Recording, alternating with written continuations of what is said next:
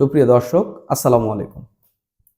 শেখ হাসিনা সরকারের পতনের পর নতুন সরকার যখন গঠন হলো, আমরা দেখলাম যে দেশের যে আগের সরকারের আমলে নির্বাচিত যত জনপ্রতিনিধি ছিলেন, বিশেষ করে সংসদ, তারপরে জেলা, উপজেলা, সিটি কর্পোরেশন, পৌরসভা, এইসব সবগুলোর যে নির্বাচিত জনপ্রতিনিধি ছিলেন, সেই সব বাতিল করে দেওয়া হয়েছে। শুধুমাত্র ইউনিয়ন পরিষদের যে নির্বাচিত জনপ্রতিনিধি রয়েছেন তারা এখন পর্যন্ত বহাল আছেন, তাদেরকে বাতিল করা হয়নি। অর্থাৎ শেখ হাসিনা সরকার আমলে নির্বাচিত সব জনপ্রতিনিধি তাদের পদ হারালেও শুধুমাত্র চেয়ারম্যান মেম্বাররা এখন পর্যন্ত তাদের পদে বহাল আছেন, তাদেরকে বাতিল করা হয়নি। এক্ষেত্রে বাতিল না করার একটি গুরুত্বপূর্ণ ছিল যে এই মানুষের একদম প্রাথমিক সেবাটি ইউনিয়ন পরিষদে পাওয়া যায়, সেজন্য বাতিল করা হয়নি। কিন্তু এটি নিয়ে এখন একটি নতুন সিদ্ধান্ত যে আসতে পারে, এটি আমরা দেখতে পাচ্ছি। অর্থাৎ যে চেয়ারম্যান মেম্বারের যে শেখ হাসিনা সরকার আমলে বা এখনকার এক্সিস্টিং যে চেয়ারম্যান মেম্বাররা রয়েছেন ইউনিয়নের, তাদেরকে বাতিল করা হতে পারে। এটি আসলে বর্তমান যে স্থানীয় সরকার উপদেষ্টা রয়েছেন, যে নতুন করে কিছুদিন আগে যে উপদেষ্টা পরিষদের যে দায়িত্ব পুনর্বন্টন হয়েছে, সেখানে নতুন করে এই স্থানীয় সরকার, পল্লী উন্নয়ন ও সমবায় মন্ত্রণালয়ের দায়িত্বে এসেছেন ছাত্র উপদেষ্টা হিসেবে সরকারে আসা আসিফ মাহমুদ সজীব ভুঁইয়া। তিনি তার একটি বক্তব্যে আসলে এটি মোটামুটি কিছুটা স্পষ্ট হয়েছে যে কিছুদিনের মধ্যে বা তারা একটি বিকল্প পেয়ে গেলেই যে বর্তমান যেসব চেয়ারম্যান মেম্বার রয়েছেন তাদেরকে বাতিল করে দেওয়া হতে পারে এবং এখানে একটা অল্টারনেটিভ প্রসেসে এই কাজগুলো চালাতে পারেন। তো প্রথমে একটু তার বক্তব্যটা একটু শুনে নিই। যে একটি প্রোগ্রামে আসিফ মাহমুদ সজীব ভুঁইয়ার কাছে যখন জানতে চাওয়া হয়েছে যে চেয়ারম্যান মেম্বারদের বিষয়ে কোনো সিদ্ধান্ত আসবে কিনা, তিনি বললেন যতক্ষণ পর্যন্ত বিকল্প তৈরি না হয় ততক্ষণ পর্যন্ত তাদের রাখা হবে।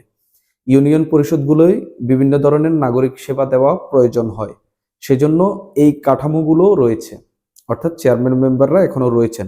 আমরা অতি দ্রুত বিকল্প তৈরির মাধ্যমে ইউনিয়ন পরিষদের বিষয়ে সিদ্ধান্ত নিব। অর্থাৎ এখানে কিন্তু তিনি স্পষ্ট করেই বলে দিয়েছেন যে বিকল্প তৈরি না হওয়া পর্যন্ত বর্তমান যেসব চেয়ারম্যান মেম্বার রয়েছেন তারা থাকবেন, তবে বিকল্প তৈরি করতে পারলে তারা এই বিষয়ে সিদ্ধান্তে আসবেন। কিন্তু তিনি একটি কথা বলেছেন যে অতি দ্রুত তারা বিকল্প তৈরি বা বিকল্প বিষয়ে ভাবছেন, যে অতি দ্রুত বিকল্প ব্যবস্থা তৈরির মাধ্যমে ইউনিয়ন পরিষদের বিষয়ে সিদ্ধান্ত নেব। এখানে একটি বিষয় খুবই গুরুত্বপূর্ণ, যে আমরা দেখলাম শেখ হাসিনা সরকারের পতনের পরপরই সবগুলো সিটি কর্পোরেশন, জেলা, উপজেলা, তারপরে যে আপনার পৌরসভা রয়েছে, এগুলোর যে নির্বাচিত জনপ্রতিনিধি ছিলেন তাদেরকে বাতিল করে দেওয়া হয়েছে, শুধুমাত্র ইউনিয়ন পরিষদ ছাড়া। ইউনিয়ন পরিষদের ক্ষেত্রে যেটি খুবই গুরুত্বপূর্ণ ছিল যে এটি বাতিল করে দিলে মানুষের একদম প্রাথমিক সেবা সেটি ব্যাহত হবে। এবং একই সঙ্গে আমরা দেখলাম যে শেখ হাসিনা সরকার পতনের পর অনেক চেয়ারম্যান, অনেক মেম্বার যারা আওয়ামী লীগ করতেন, আওয়ামী লীগের দলীয় পদে ছিলেন, তারা কিন্তু পালিয়ে গেছেন। এই জায়গায় কিন্তু এক ধরনের একটি শূন্যতা তৈরি হয়েছে। একই সঙ্গে অনেকেই যারা আওয়ামী লীগ করতেন কিন্তু তাদের এলাকার পরিস্থিতি ভালো হওয়ার কারণে তারা এখনো চেয়ারম্যান মেম্বার হিসেবে দায়িত্ব পালন করে যাচ্ছেন, কিন্তু কিছু কিছু জায়গায় তাদেরকে নিয়ে আপত্তি রয়েছে।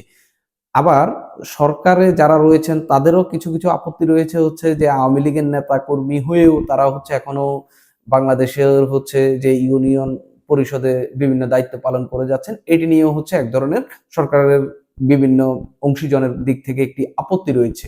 তো সব মিলিয়ে এটি নিয়ে যে এটি বিলুপ্ত করা বা বাতিল করা বা নতুন করে জনপ্রতিনিধি নির্বাচন করা, এটি নিয়ে একটি দাবি তো অবশ্যই রয়েছে। তো আসিফ মাহমুদ সজীব ভুঁইয়ার যে বক্তব্য, এটিতে স্পষ্ট যে তারা এটি নিয়ে ভাবছে এবং তিনি বলছেন যে অতি দ্রুত এটি নিয়ে সিদ্ধান্ত নেওয়া হবে, শুধুমাত্র তারা বিকল্পের কথা ভাবছে আপাতত। অর্থাৎ যে যদি একটা বিকল্প তারা পেয়ে যায় তাহলে তারা দ্রুতই একটি সিদ্ধান্ত দিয়ে দিবে ইউনিয়ন পরিষদের যে বর্তমান যেসব জনপ্রতিনিধি রয়েছেন যারা দায়িত্ব পালন করছেন, বিশেষ করে চেয়ারম্যান মেম্বার এবং যে মহিলা মেম্বার পদ যে তিনটি রয়েছে সেই ক্ষেত্রে।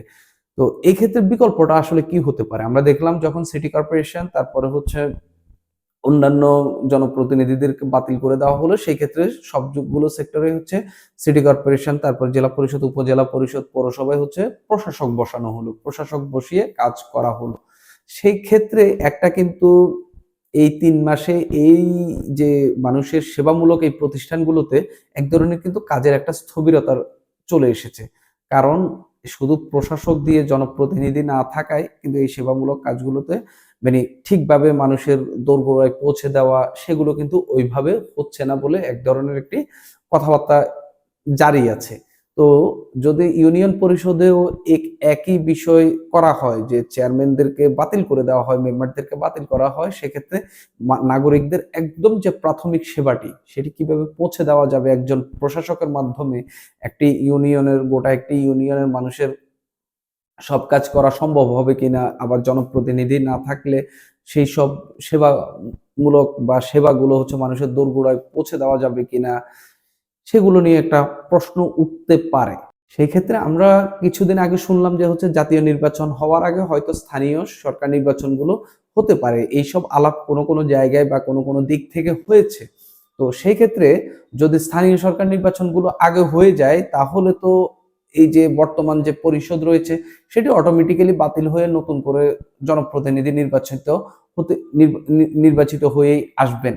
সেক্ষেত্রে মানুষের যে সেবা সেটি কিন্তু ভালোভাবেই পৌঁছে দেওয়া যাবে। কিন্তু যদি একটি প্রশাসকের মাধ্যমে কাজগুলো করা হয় সেক্ষেত্রে সেবা কিছুটা ব্যাহত হতে পারে, কিন্তু যে শেখ হাসিনা সরকারের আমলে নির্বাচিত যেসব জনপ্রতিনিধি রয়েছেন তারা বাতিল হচ্ছে এবং সরকারের যে উদ্দেশ্য সেটি হয়তো সফল হতে পারে। সুপ্রিয় দর্শক, আজ এই পর্যন্তই।